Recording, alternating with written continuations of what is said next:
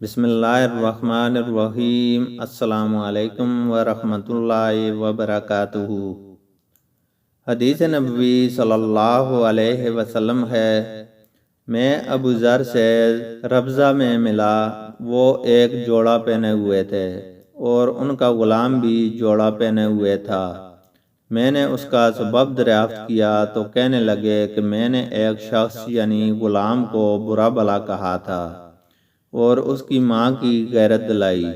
یعنی گالی دی، تو رسول اللہ صلی اللہ علیہ وسلم نے یہ معلوم کر کے مجھ سے فرمایا، اے ابو ذر، تو نے اسے ماں کے نام سے غیرت دلائی،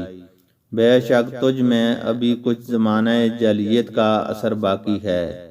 یاد رکھو، ماتحت لوگ تمہارے بھائی ہیں، اللہ نے اپنی کسی مصلحت کی بنا پر انہیں تمہارے قبضے میں دے رکھا ہے، تو جس کے ماتحت اس کا کوئی بھائی ہو تو اس کو بھی وہی کھلائے جو آپ کھاتا ہے، اور وہی کپڑا اسے پہنائے جو آپ پہنتا ہے، اور ان کو اتنے کام کی تکلیف نہ دو کہ ان کے لیے مشکل ہو جائے، اور اگر کوئی سخت کام ڈالو تو تم خود بھی ان کی مدد کرو۔